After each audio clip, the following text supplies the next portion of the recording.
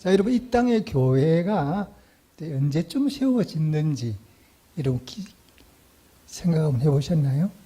우리나라 말고 이 성경에 나오는 교회가 언제쯤 처음으로 세워졌지? 저도 잘 모릅니다. 그런데 이제 날짜는 모르지만 대충 언제쯤 세워졌다, 이건 알고 있죠. 언제 교회가 세워졌냐 그러면, 이 교회는 여러 가지 많은 절기들이 있지 않습니까? 뭐 추수감사절, 맥주감사절, 뭐 오순절, 초막절, 또 뭐 이래 많은 이 절기가 있는데, 이 교회가 세워진 것과 관계가 있는 절기가 오늘 본문에 나오는 오순절이에요. 왜 그러냐? 오순절에 성령이 강하게 임재하면서 이 땅의 교회가 세워지기 시작했거든요. 그전에는 교회가 안 세워졌어요. 예수님 당시에도 교회란 건 없었어요. 자, 성령이 강림하면서 오늘 신약 본문에 보면 성령이 불같이 부여해처럼 갈라지는 것이 임하에 있더니, 이러면서 이제 성령이 각 사람 머리 위에 불꽃처럼 나와 있죠. 이렇게 임했다는 겁니다. 성령이 임하면서 교회가 이 땅에 세워지게 된 거죠. 예수님께서 원래 그렇게 말씀하셨어요. 내가 십자가에 달려 죽게 될 거다. 그리고 내 아버지 나라로 가게 될 거다.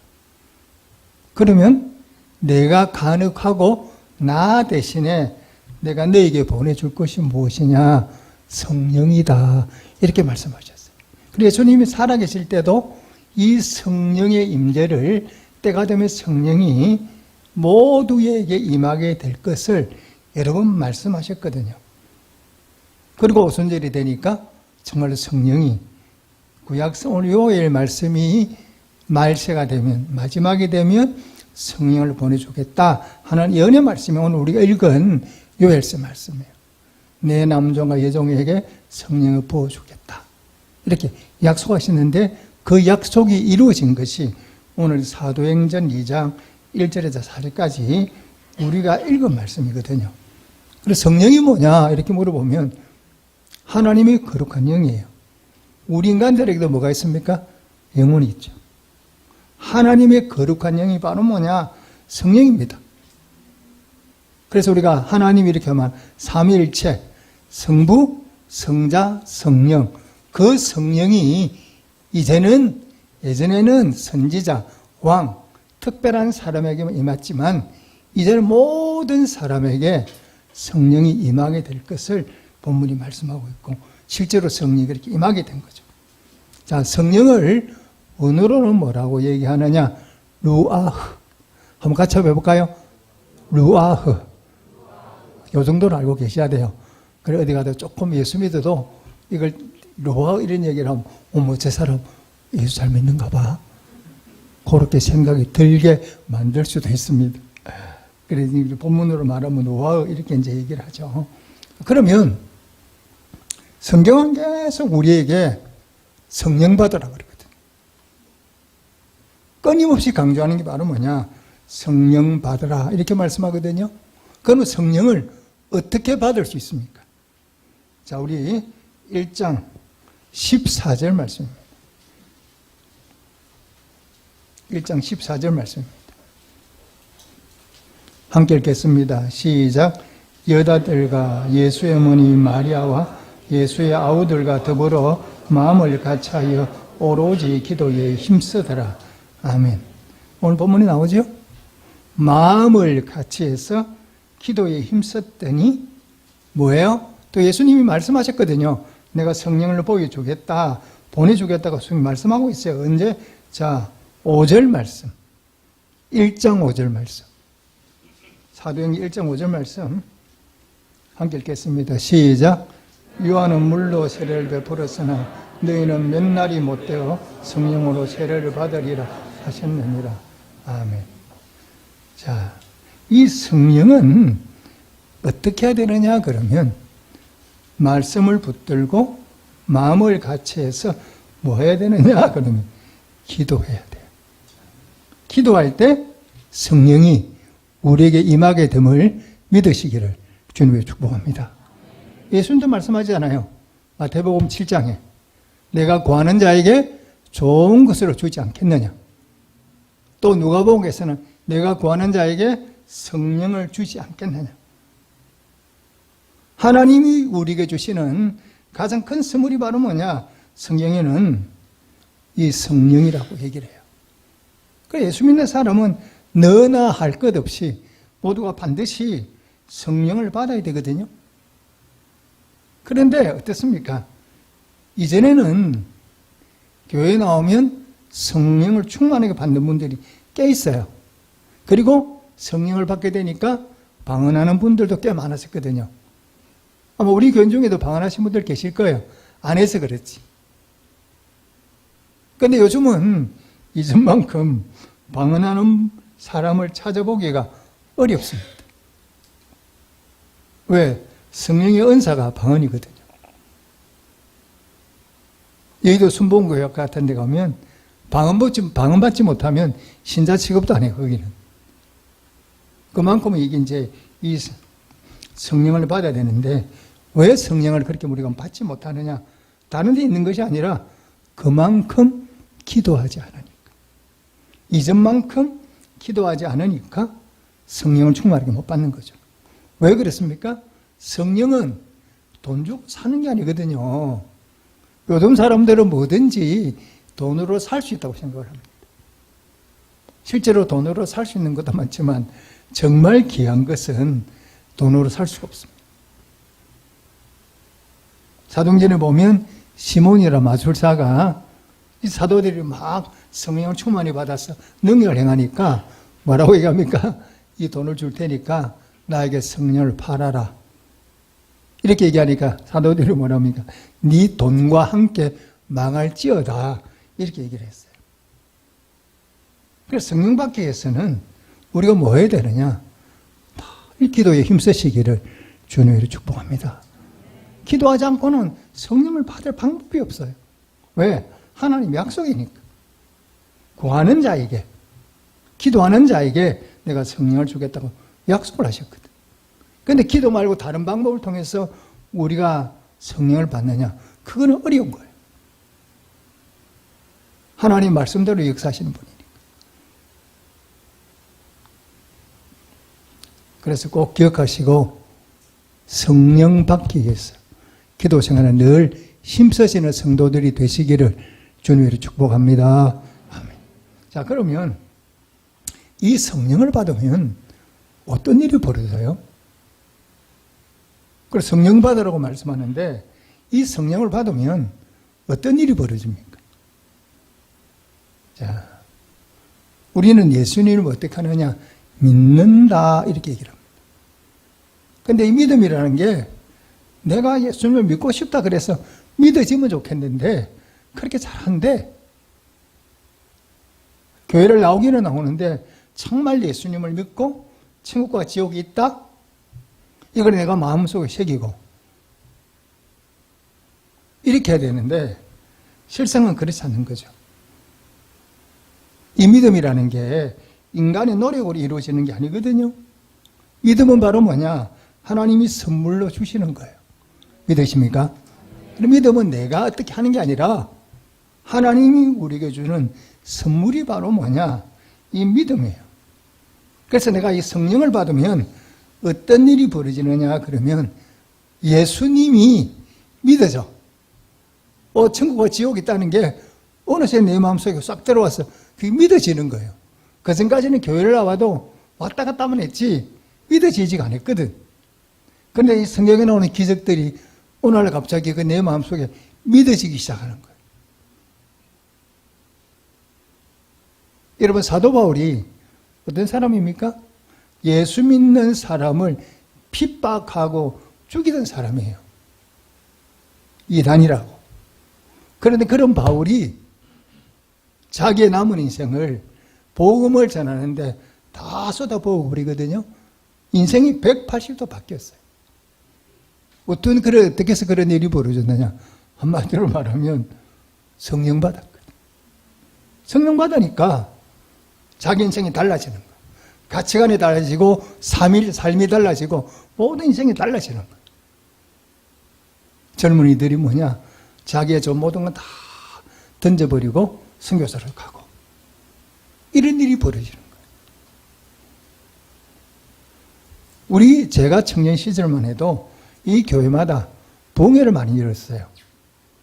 근데 봉회를 열면 그때는 요즘은 봉 집회라도 교인들만 오잖아요. 안 믿는 사람 잘 안 오거든. 그런데 저희가 청년일 당시에는 이 봉회를 열면 주변에 믿지 않는 사람들을 많이 데리고 나왔어요. 근데 그 사람이 초청받아 나와서 말씀을 듣다가 성령을 받아. 그러니까 그 사람들이 자기 옷을 찢으면서 막 뉘우치고 얘기하고 그러는 거예요. 실제로. 제가 그걸 봤거든요. 청년실에 했는데 교회에서 이분이 처음 나왔어요. 그런데 이제 예배 말씀 중에, 기도 중에 성령을 받으니까 막 자기 옷을 찢으면서 떼굴떼굴 구르면서 회개하며 기도하는 거예요.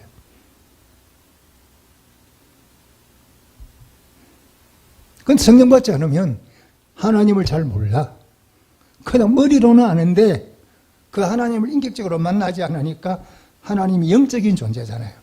눈에 보이는 존재가 아니지 않습니까?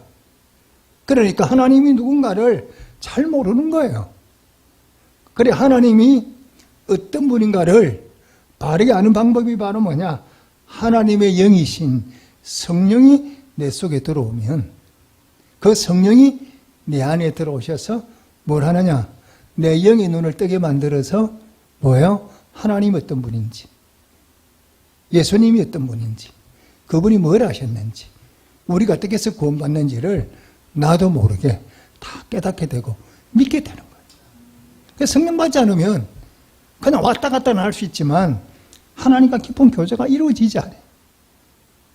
성령을 받아야 이 성령이 우리 속에 들어오면 하나님과 나와 관계가 교제가 이루어지고 깊어지면서 하나님을 제대로 알 수 있고 예수 그리스도를 나의 구주라고 고백할 수가 있는 거예요. 제가 총각 시절에 이 밤마다 교회 가서 철학 기도를 했습니다. 근데 제가 예수를 믿게 됐는데 딴 사람보다도 믿음이 빨리 성장을 했어요. 그건 왜 그러냐? 내가 밤마다 가서 엎드려져서 기도하고 이럴 때 성령이 임했거든요. 내 죄를 생각나게 만들고 눈물 나게 해요. 회개하고. 그러면서 성령을 충만히 받게 되니까 결국 뭐냐? 예수의 짜름으로 저희 집안에 정말로 예수 믿는 사람이 저 말고 아무도 없었어요. 정말로 위로 올라가도 아래로 내려가도 저 말고는 예수 믿는 사람이 한 사람도 없었어요. 근데 그런 저를 하나님이 뭐로 만드셨느냐? 예수 믿고 목회자로 만드셨어요. 그리고 제 기도로 인하여 가족들이 또 친척들이 하나 둘씩 뭐냐? 예수를 믿기 시작하더라고요. 이러면 성령 받지 않으면 하나님을 인격적으로 못 만납니다. 하나님을 만나게 되면 그냥 우리 삶의 태도가 달라져요. 근데 이 성령을 어떻게 받는다고요? 기도해야. 오늘 주시는 말씀 붙들고 기도 생활에 힘쓰셔서 성령을 충만히 받으시기를 주님의 축복합니다. 그리고 하나님 어떤 분인가를 바르게 알고 바르게 믿는 성도가 되시기를 바랍니다. 그리고 이 성령 받으면 또 우리가 좋은 게 뭐냐? 덤으로 능력이 생겨요. 그래서 예수 믿는 사람은 제가 늘 그러잖아요. 능력이 있어야 된다고. 자, 여러분 베드로를 한번 보십시오. 보험서에 나오는 베드로와 사도행전에 나오는 베드로는 너무나 달라요. 보험서에 나오는 베드로는 아무 능력도 없고 도망가. 예수님 부인해. 그런데 사도행전에 보면 뭡니까? 길가에 앉아있는 장애인을 향하여 뭐라고 얘기합니까? 나사렛 예수 이름으로 명하노니 일어나라 하니까 그 장애인이 한 번도 걸어본 적이 없어. 근데 그 자리에 벌떡 일어나 걷잖아요. 이런 거 보셨어요? 이게 실제로 일어난 일이거든. 그리고 다비다라는 여자 성도가 죽었어요. 근데 워낙 선행을 많이 한 사람이니까 사람들이 베드로에게 사람을 보내서 모셔오잖아요. 그리고 울면서 얘기하니까 베드로가 기도하니까 죽었던 타비다가 살아나잖아요. 예수님이 그러셨거든요. 너희가 성령 받으면 내가 하던 일을 너희도 할 수 있다? 할 수 있다 그랬거든. 예수님이 그러셨죠. 죽은 사람 많이 살리셨잖아요. 그러니까 베드로도 그렇게 하는 거예요. 그래서 예수를 믿으면 우리가 뭐가 나타나느냐? 능력이 나타나요. 왜냐하면 성령 속에는 은사도 있고 열매도 있거든. 성령 충만히 받으면 네 안에 은사가 나타나고 또 네 안에 열매가 맺어지기 시작해. 화를 잘 내던 사람이 어느 날 보니까 화를 안 내. 잘 다투는 사람이 남에게 다투지를 않아. 왜 그래요? 성령을 충만히 받으니까 그 속에 사랑의 열매가 맺어진 거거든요. 우리가 성령에는 뭔가 다양한 은사가 있죠. 그래 가장 흔한 은사가 방언이에요. 그래서 성령을 받으면 나도 모르게 방언이 터져. 그래 방언이 터져서 하나님과 직접 교제할 수 있는 그런 은혜가 주어지는 거예요. 그래서 성령 받으면 뭐냐? 우리가 손해볼 게 하나도 없어요. 다 우리에게 유익하고 또 뭐냐? 우리에게 능력이 있어. 내가 능력을 하나님이 살아계심을 믿지 않는 사람들에게 뭐 할 수 있느냐? 보여줄 수가 있어요. 그래서 또 뭐냐? 전도가 가능해. 친구가 어렸을 때에 시골 교회에 다니는데 여자 전도사를 모시고 와서 집회를 열었어요. 그런데 그날 마을에 일하는 한 사람이 독사기에 물려서 죽게 됐어요. 퉁퉁 부어가지고. 그러니까 이제 할 수가 없으니까 이 사람은 예수를 안 믿는 사람인데 이 독사기에 물린 사람을 데리고 교회로 왔는데 이 여자 전도사님이 안수기도를 하니까 독이 싹 빠져버렸어요. 믿으십니까? 그래서 그때에 그걸 보고 믿지 않는 사람들이 예수를 믿는 사람이 예수 믿는 성도로 변화가 됐어요. 왜? 자기 눈으로 기적을 봤거든.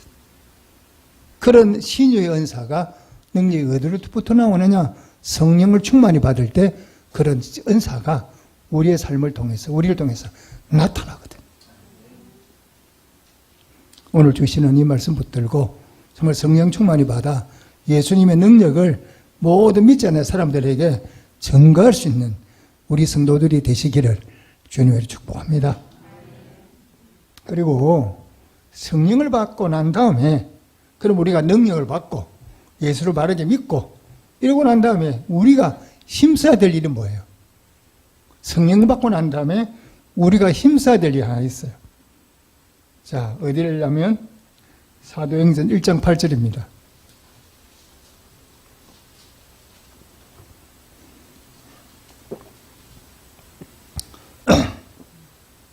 우리가 잘 아는 말씀이죠. 함께 암송해 보겠습니다. 시작. 오직 성령이 너희에게 임하시면 너희가 권능을 받고 예루살렘과 온 유대와 사마리아와 땅끝까지 이르러 내 증인이 되리라 하시니라. 아멘. 교회가 해야 될 가장 기본적인 본질적인 일이 뭐냐 이렇게 물어보면 선교예요. 복음을 전하는 거예요. 전도하는 거예요. 교회가 이걸 하지 않으면 그 교회는 하나님 기뻐하는 교회가 아니에요. 하나님이 가장 기뻐하는 게 바로 뭐냐? 복음을 증거해서 예수 믿지 않는 사람들을 믿게 만드는 것. 우리의 삶을 통해서 입을 열어서 복음을 전할 때 주님이 기뻐하고 또 복음을 전할 때 예수 믿는 역사가 나타나죠. 그래서 예수님이 12제자들이 예수님이 부활승천하고 하고 그 다음에 성령 받고 난 다음에 무슨 일을 했습니까? 그들이 다 똑같은 한 가지 일만 했어요. 생명을 다 바쳐서 뭐 했어요? 복음 전거했거든요. 그러니까 그 복음이 전 세계로 퍼지면서 어디까지 왔느냐? 우리에게까지 왔어요. 나에게까지 왔어요. 그래 복음이라는 건 뭐냐? 입을 열어서 전하지 않으면 능력이 나타나지 않아요. 선포해야 그 선포할 때에 능력이 나타나거든요. 제가 예수 믿게 된 거는 은사 목사님을 어릴 때 만났어요. 근데 내가 교회 가기가 싫은데 은사 목사님을 만날 때마다 나보고 교회 가라, 예수 믿어라, 그 말씀을 반복해서 하셨어요. 결국은 제가 뭐냐, 은사 목사님 권면에 따라 교회를 가게 되고 예수를 믿게 된 거죠. 목사님이 만약 나한테 그렇게 복음을 전하지 않았다면 제가 예수 믿지 않았을 거예요. 그래서 옛날이나 지금이나 교회의 첫째 사명이 뭐냐 이렇게 물어보면 선교예요. 선교고 전도예요. 그래서 우리 교회가 선교사를 파송하고 또 전도하는 일에도 힘을 내잖아요. 교회가 개척되고 난 다음에 저랑 집사람이랑 박수다 권사람이랑 우리가 반복한 일이 뭡니까? 매일 전도 다니는 거예요. 아파트 단지에. 그렇게 우리가 전도를 다녔더니 한라아파트에 그 한라아파트만 구역이 6개쯤 돼 있었거든. 다 흩어졌지만 우리가 부지런히 다녀서 복음을 전했거든. 그냥 잊지 않았어요. 그때는 교인이 많지가 않잖아요. 우리가 이제 교회가 막 개척됐으니까. 그러니까 전도할 사람이 없어. 그때 집사님이 빵도 구워서 다니고 막 이랬거든요. 그러면서 복음이 전파되면서 한 사람 한 사람 교회로 달려나와서 우리 교회가 이렇게까지 오게 된 거예요. 오늘 성령 강림절을 맞이해서 주님이 우리에게 성령을 주신 이유가 무엇인가를 바르게 잘 깨닫고 성령을 충만히 받아서 예수를 바르게 믿고 예수의 능력을 내 삶을 통해 드러나고 또 입을 열어서 삶을 통해서 복음을 전거해서 많은 사람을 구원하고 주님이 기뻐하는 그런 성도가 되시기를 주님으로 축복합니다. 아멘. 기도하겠습니다.